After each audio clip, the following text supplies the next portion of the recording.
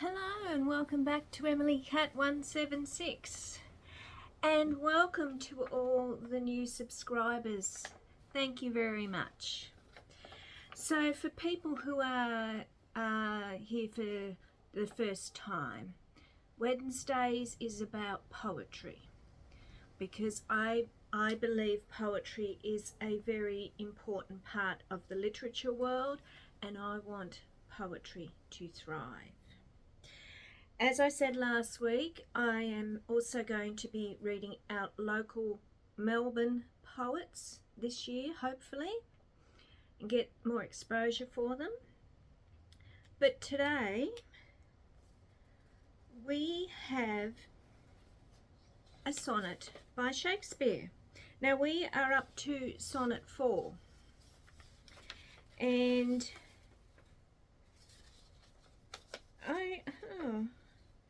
Unthrifty loveliness, why dost thou spend? It's called. So, off we go. Unthrifty loveliness, why dost thou spend upon thyself thy beauty's legacy? Nature's bequest gives nothing but doth lend, and being frank, she lends to those are free. Then, beauteous niggard, why dost thou abuse the bounteous largeness given thee to give? Profitless usurer, why dost thou use so great a sum of sums, yet canst not live? For having traffic with thyself alone, thou of thyself, thy sweet self dost deceive. Then how, when nature calls thee to be gone, what acceptable audit canst thou leave? Thy unused beauty must be tombed with thee, which, used, lives the executor to be. Unthrifty loveliness, why dost thou spend, by William Shakespeare. As I said, this is sonnet number 4. I think his sonnets are just as good as his poems. He was such a great writer. And all the ones so far have been about young people and beauty. And this one, he's basically saying that the young person is wasting their life, and that he has been, I think it's a he that he's writing about, but the person has been it says here, spending his beauty in the wrong ways.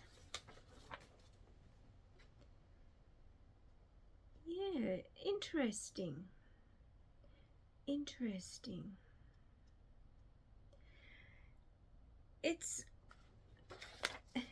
It also brings to mind with me that expression, youth is wasted on the young. And it's very common. People who have said this all along. And whether it's right or wrong, I don't know. As I said, to me it's personal choice for everyone. But Shakespeare is another one. He just knew human nature. He knew human nature so well. And as I have said before, with poetry, to me it is a very pure form of literature, because you only have a certain number of lines to get across your message. And I have never read a poem that didn't have a message.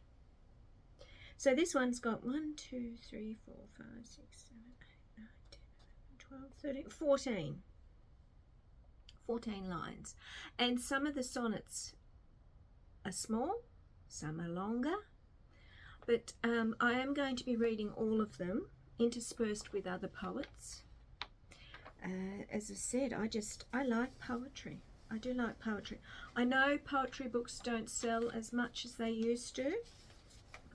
For anyone that is interested, Poetry Foundation, that is a great resource. I think it's based in America somewhere. But that is a great resource for poems and poets.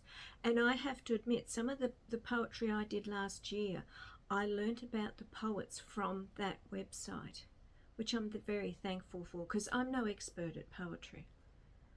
And this is it's like a voyage of discovery for me, learning all these poets and reading their poetry. It really is lovely. And of course, Shakespeare was one of the best. Okay, so I will be back on Friday. Not a book this time. I'm going to be talking about something else. So enjoy your week, and I'll see you on Friday. Bye.